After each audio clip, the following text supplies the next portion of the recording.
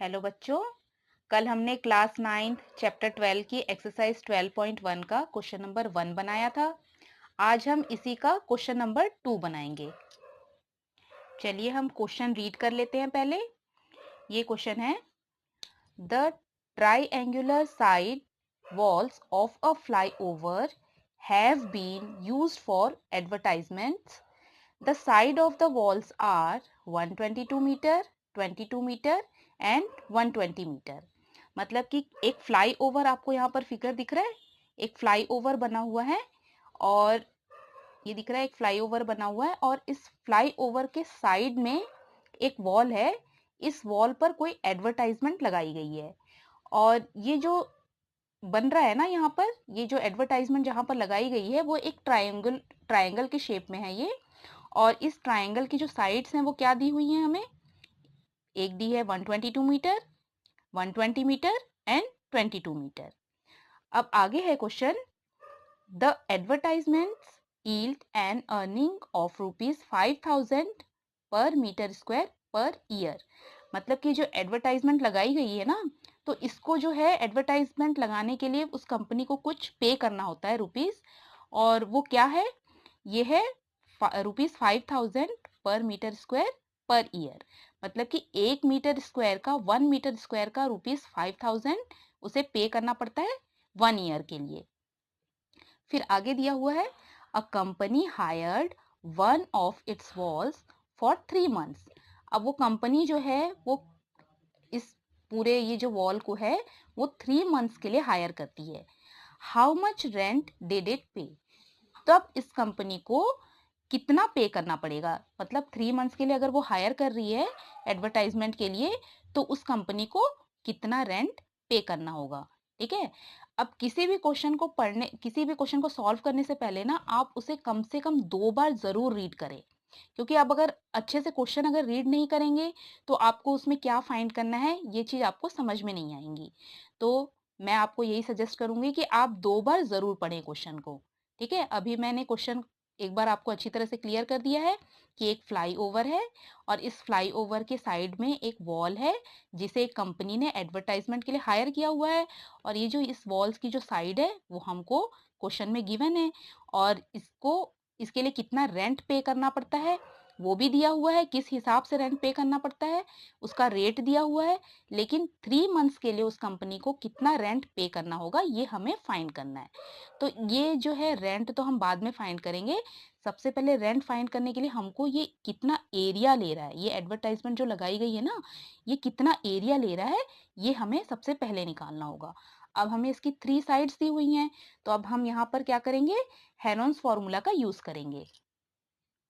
मैंने यहाँ पर एक रफ फिगर बनाई हुई है, जो साइड वॉल्स थी ना उसके लिए मैंने यहाँ पर रफ फिगर बना दी है।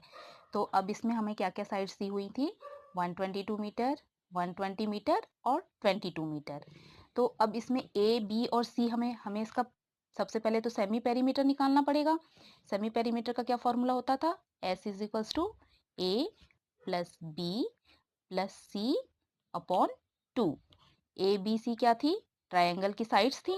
तो अब यहाँ पर 3 साइड्स हमें दी गई हैं, तो इसमें से हम ए बी सी किसी को भी ले सकते हैं। ठीक है, ए बी सी ऐसे ले लीजिए या फिर इसको ए मान लीजिए, ए बी सी किसी को भी ले सकते हैं, उससे कोई फर्क नहीं पड़ेगा। तो मैं यहाँ पर ले लेती हूँ A is equals to 122 metre, B is equals to 120 metre, C is equals to 22 metre. अब जो है हम इसका पहले सेमी पेरीमीटर एस निकाल लेते हैं।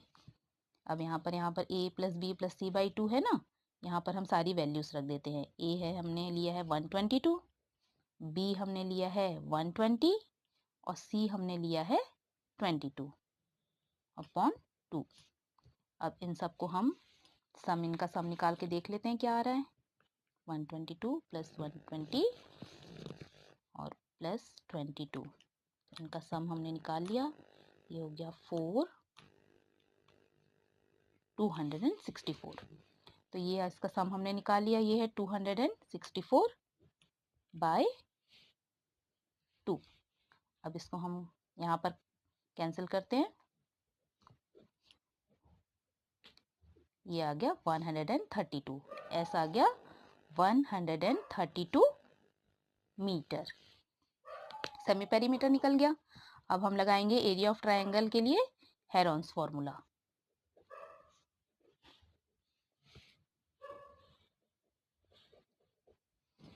तो अभी निकल जाएगा ये एरिया ऑफ ट्रायंगुलर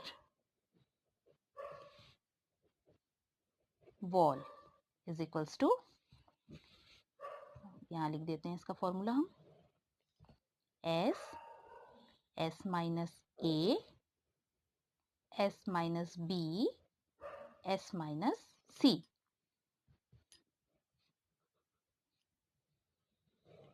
एस की वैल्यू क्या आ चुकी है हमारे पास 132 metre, 132, S minus A, S 132 minus A हमने क्या लिया था 122 मीटर। तो अब ये आ गया यहाँ पर 122, एस माइनस बी, एस हमारा 132 है, बी हमारे पास क्या था, बी हमने लिया था 120 मीटर। तो अब ये आ गया 132 माइनस 120। फिर इसके बाद है एस माइनस सी, एस है 132 और सी हमने क्या लिया हुआ था, सी हमारा था 22 मीटर। तो अब ये आ गया 132 माइनस 22। अब जो है, अब इसको हम जो है सॉल्व कर लेते हैं।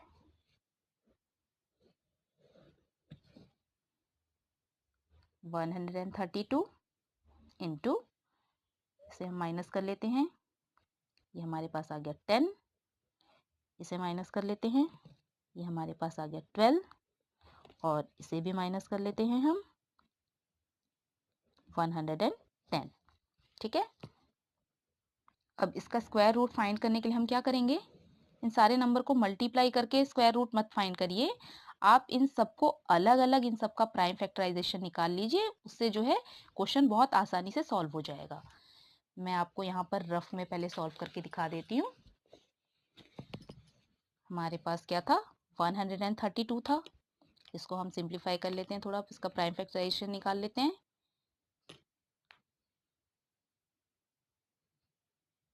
फिर 2 से दिया हमने, ये आ गया 33, इसके बाद हमने 3 से दिया 11 और ये आ गया 1। तो ये 132 के हमारे पास आ गए prime factors 2 multiply by 2 into 3 into 11। तो अभी जो है इसे हम यहाँ पर लिख लेते हैं, ये आ गया 2 इंटू 2 इंटू 3 इंटू 11। ठीक है।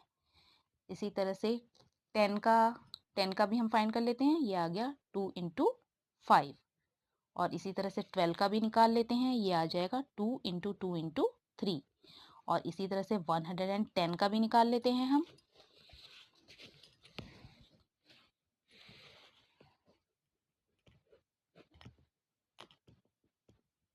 ये 2 से दिया पहले, फिर 5 से दिया, देन 11 से दिया, तो ये आ गया 2 इंटू 5 इंटू 11। अब ये हो गया 2 इंटू 5 इंटू 11। ठीक है। अब हमने स्क्वायर रूट फाइंड करने के लिए, पिछले कुछ चैप्टर्स में हमने स्क्वायर रूट फाइंड करने के तरीके देख लिए, हम किस तरह से फाइंड करते हैं। इसमें जो है सारे पेयर वाले हमको नंबर लेने पड़ते हैं। ठीक है, जिन जिन नंबर्स के पेयर बन रहे हैं। अब देखो यहाँ पर 2 कितने बारी आ रहा है, 1 2 3 4 5 6 टाइम्स आ रहा है। तो पहले हम 2 को पहले लिख लेते हैं, 2 इंटू 2 इंटू 2, ऐसे 6 टाइम्स लिख लो। इसके बाद 3 देखिए कितने बार आ रहा है, 1 2 टाइम्स आ रहा है, तो इसके बाद मैंने 3 लिख लिया। अब 5 भी दिख रहा है यहाँ पर, 5 जो है वो भी 2 टाइम्स आ रहा है, तो 5 इंटू 5 लिख लिया। अब इसके बाद 11 भी आ रहा है 2 टाइम्स, तो इसको मैंने लास्ट में लिख लिया। चाहे तो आप ऐसे डायरेक्टली भी निकाल सकते हैं पेयर बना के, जैसे 2 का पेयर बन गया, यहाँ पर देखिए 2 का पेयर बन रहा है, ये 2, ये भी 2 के पेयर बन रहा है, यहाँ भी 2 का पेयर बन रहा है। तो ऐसे भी आप डायरेक्ट भी निकाल सकते हैं, ज़रूरी नहीं कि ऐसे लिखा जाए, पर इसमें क्या होती है, आराम से निकल जाता है, गलतियाँ नहीं होती हैं। ठीक है। अब हम पेयर बनाते हैं, देखिए ये बन रहा है 2 का पेयर, यहाँ भी बन रहा है 2 का पेयर, ये भी बन रहा है 2 का पेयर, ये 3 का पेयर बन गया, ये 5 का पेयर बन गया और ये 11 का पेयर बन गया। तो स्क्वायर रूट से कैसे बाहर निकलता है, हर पेयर में से एक एक निकल जाता है बाहर। ठीक, तो अब इसमें से निकालते हैं। ये जो 2 का पेयर है ना, इसमें से एक 2 निकल गया। ये जो 2 का पेयर है, इसमें से एक 2 निकल गया। इस 2 के पेयर में से भी एक निकल गया। 3 का पेयर बन रहा है तो एक 3 निकल गया। 5 का पेयर बन रहा है तो एक 5 निकल गया। और 11 का पेयर बन रहा है तो एक 11 निकल गया। अब जो है इन सबका प्रोडक्ट निकाल लीजिए, सबको मल्टीप्लाई कर लीजिए। कितना बन रहा है ये 24 इंटू 5 120, और अभी एक 11 भी बचा हुआ है, इसको भी मल्टीप्लाई कर देते हैं हम।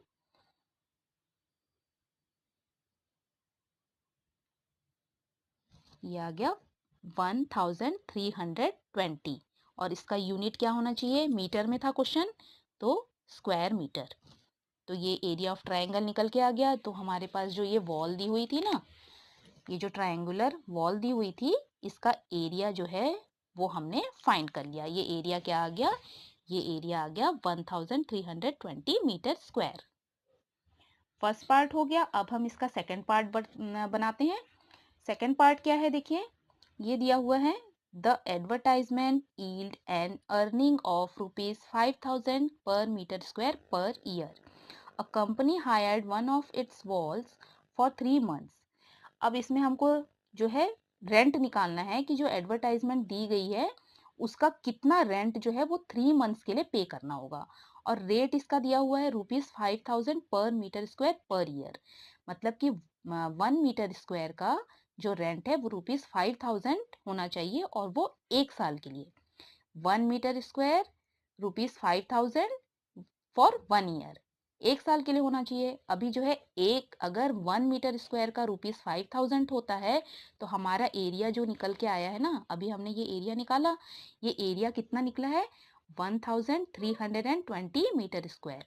अगर वन मीटर स्क्वायर का ₹5000 है तो 1320 मीटर स्क्वायर का क्या होना चाहिए, उसको 5000 के साथ मल्टीप्लाई करना पड़ेगा। अब और आगे क्या दिया हुआ है, ये जो रेंट है वो 1 ईयर का होता है, लेकिन हमको 1 ईयर के लिए नहीं निकालना है, हमको निकालना है सिर्फ 3 मंथ्स के लिए। तो अब ये कैसे निकालेंगे, ठीक है, आगे हम करके देखते हैं। अब रेट हमें क्या दिया हुआ है, क्वेश्चन में दिया हुआ है ₹5000 per meter square per year, ये रेट दिया हुआ है। और हमें निकालना है रेंट। तो रेंट फॉर द एडवर्टाइजमेंट क्या होना चाहिए, देखिए 1 मीटर स्क्वायर का ₹5000 है तो 1320 मीटर स्क्वायर का रेंट क्या होना चाहिए, ये होना चाहिए 1320 इंटू 5000। ठीक है, और ये कितने टाइम के लिए रेंट पे करना है, 3 मंथ्स के लिए करना है। और ये जो रेंट है, इतना जो रेंट है ना, वो पूरे 1 साल के लिए है, 1 ईयर के लिए, मतलब कि 12 मंथ्स के लिए है। लेकिन हमें कितने मंथ के लिए निकालना है, सिर्फ 3 मंथ्स का निकालना है। ठीक है, तो इसे जो है हमें 12 से डिवाइड करना पड़ेगा, क्योंकि 1 ईयर इज इक्वल्स टू क्या होता है, 1 ईयर इज इक्वल्स टू होता है 12 मंथ्स। ठीक है, तो इस क्वेश्चन, ये जो क्वेश्चन हमें दिया हुआ था ना, ये हमें 1 ईयर के लिए दिया हुआ था। इतना रेंट तो वो 1 ईयर के लिए, लेकिन 1 ईयर के लिए नहीं निकालना, 3 मंथ्स के लिए निकालना है। तो 3 मंथ्स को ईयर में हमें कन्वर्ट करने के लिए 12 से डिवाइड करना पड़ेगा। तो ये हो गया, टाइम जो है वो 3/12 होना चाहिए, क्योंकि 3 मंथ्स है। 3 को अगर ईयर में अगर आपको कन्वर्ट करना है, 3 मंथ्स को अगर ईयर बनाना है तो वो क्या होना चाहिए, 3/12 ईयर होना चाहिए ना। तो इसलिए हमने यहाँ पर 3/12 किया है। अब हम इसको जो है सॉल्व कर लेते हैं। इसे थोड़ा सिंप्लीफाई किया, यहाँ पर देखिए ये 3 से कट रहा है, 3 1 ज़ा 3, 3 4 ज़ा 12।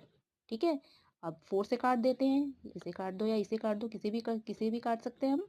तो 4 से मैं इसे काट देती हूँ, 4 3 ज़ा 12, फिर 4 3 ज़ा 12, और फिर 0, ये आ गया। तो अब हमारे पास क्या रह गया, रेंट। अब रेंट हो गया हमारे पास 330 इंटू 5000, और रेंट है तो रुपीज़ में आएगा वो। तो ये आ गया। सॉल्व करने के बाद अब इसे हम इसका प्रोडक्ट निकाल लेते हैं। ये हो गया 5 3 ज़ा 15, 3 ज़ा 15, 116, और कितने ज़ीरो रह गए, 1 2 3 4, 1 2 3 4। तो मतलब ये आ गया रुपीज़। ठीक है, रुपीज़ में आ गया रेंट इसका। ये आ गया आपका आंसर। जो हमें रेंट पे करने के लिए पूछा गया था वो आंसर निकल के आ गया। और इस तरह से क्वेश्चन 2 भी हमने सॉल्व कर लिया। और अगर बच्चों आपको मेरी वीडियो पसंद आ रही है तो प्लीज़ आप मेरी वीडियो को लाइक, शेयर और सब्सक्राइब ज़रूर करें। Thank you.